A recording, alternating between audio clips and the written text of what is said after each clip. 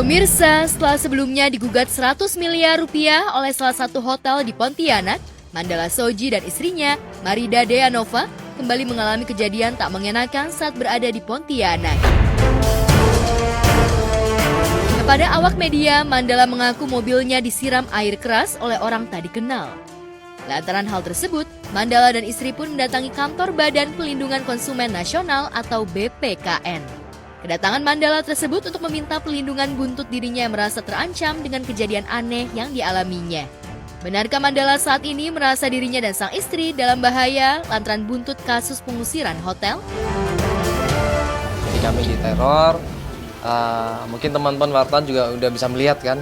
Sebenarnya mobil yang kami selama ini pergunakan di sana disiram air keras. Jadi itu yang membuat kami perlu pelindungan.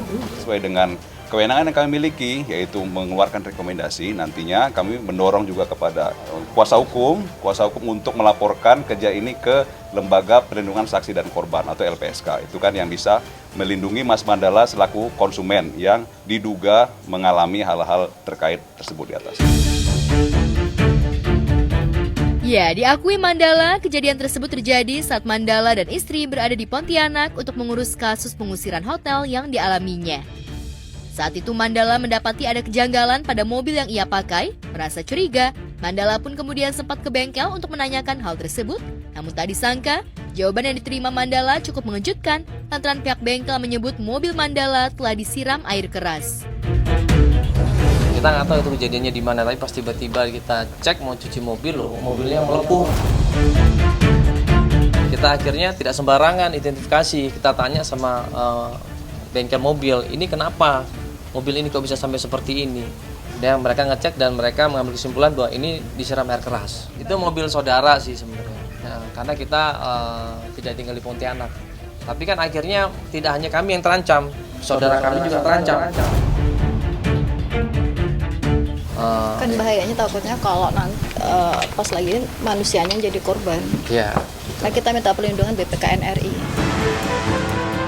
Hingga saat ini, Mandala belum mengetahui siapa yang memberikan teror tersebut. Namun Mandala mengungkap akan berjuang menghadapi kejadian yang menurutnya sudah membahayakan dirinya dan istri, serta berujung teror dan anarkis. Saya di sana nggak pernah musuh, ya kan Pak.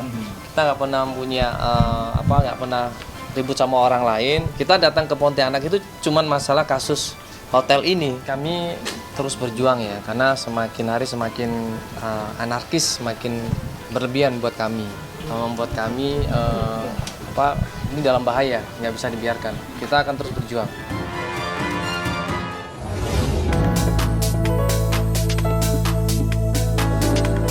Di balik ajang penghargaan bergengsi insan film tanah air Indonesian Movie Actor Awards 2024, kemeriahan, kebanggaan, hingga penampilan para insan film yang hadir sukses jadi sorotan publik.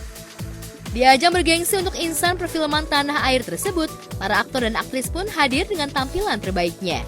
Vino G. Bastian, salah satu juri IMA 2024 yang juga mendapatkan piala penghargaan sebagai kategori pemeran utama pria terfavorit di film Gampang Cuan, tampil gagah dengan mengenakan baju handmade yang didominasi corak sumba buatan salah satu desainer ternama Indonesia, Bian.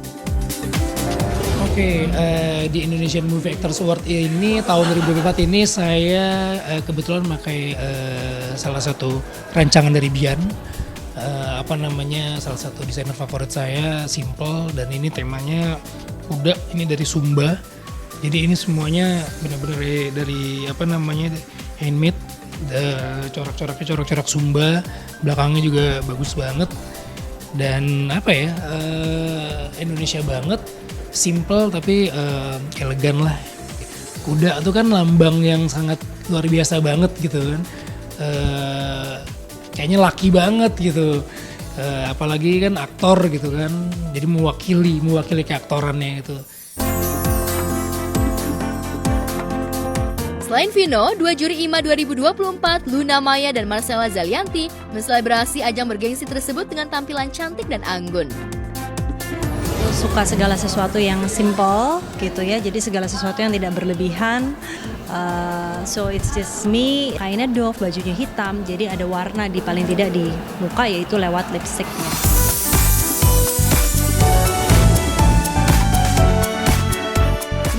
Luna Maya tampil cantik dengan balutan busana Indonesian Glam. Luna tampil dengan dress yang terbuat dari bahan songket. Tampilan Luna makin fashionable dan modern dengan tambahan base cap dan make up glam. Indonesian Glam.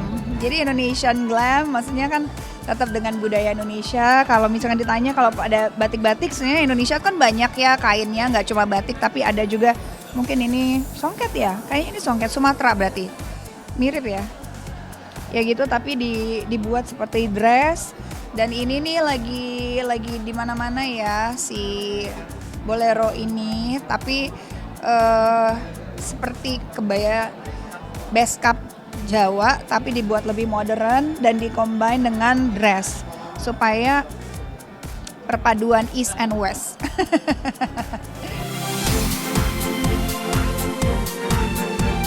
Berjalan di Walk of Fame, para aktor dan aktris tanah air sangat happy sekaligus bangga bisa menjadi bagian dari ajang penghargaan bergengsi IMA 2024.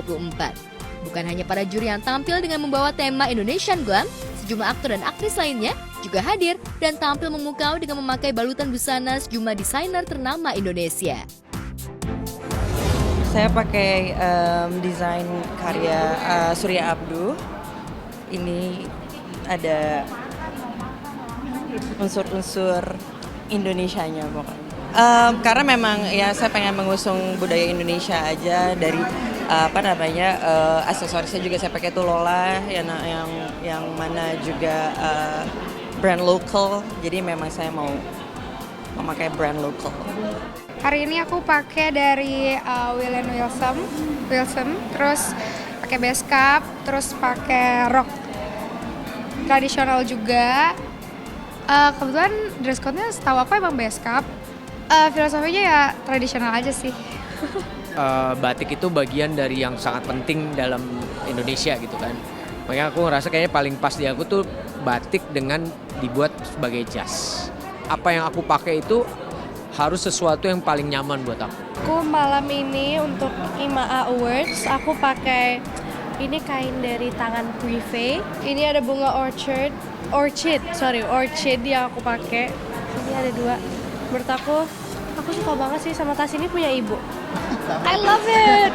Ini dari koleksinya Mel Ahyar. Koleksinya ini judulnya Gumi Pair. Ini tenun Lombok. Terus aku suka banget khasnya Mel itu selalu ada ada sentuhan modernnya di sini, tapi tetap motif-motifnya sesuai dengan gaya-gaya motif-motif tradisional. Jadi kali ini tenun Lombok jarang banget aku pakai, terus dengan warna yang aku suka. Jadi itu kenapa aku pakai malam ini. Sesuai dengan tema dan undangannya kan etnik, tapi yang glamor. Saya nggak tahu ya glamor itu ukurannya apa. Menurut saya sih yang pas-pas di saya aja gitu. Kemudian ini tenun buatan dari Paul Amron. Tas ini saya beli jadi waktu itu ya. Terus udah gitu ya udah, sisanya ini cuma ada sentuhan sedikit genit gini aja di Montana. Minimal saya berusaha mix and match aja lah gitu. Inspirasi ini adalah dari karakter pecinaan Indonesia, dan karena tahun ini in the year of dragon, aku ingin menutup tahun ini dengan dragon. Gitu. Karena dari dress code theme-nya kan touch of Indonesia, tapi aku pikir aku juga mau membawa karakter dari Cinaan untuk menutup the year of dragon ini dengan manis.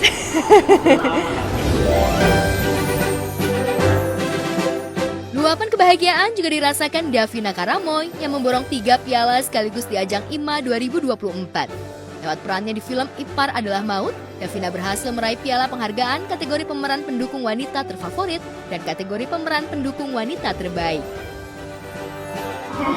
Alhamdulillah bisa memborong 3 piala kategori pemeran pendukung wanita terbaik, pemeran pendukung wanita terfavorit, dan pemeran kategori pasangan terfavorit juga. I'm really thankful, aku bersyukur banget. Dan tadi itu saking speechlessnya aku tuh kayak mau nangis tapi mau ngomong, harus ngomong, terus kayak ngeliat detik jadi kayak terus kayak aduh sampai lupa-lupa. Dan untungnya tiap menang dilengkapin dikit-dikit gitu. Jadi ya ini pengalaman yang sangat berkesan banget buat aku dan pertama kalinya juga.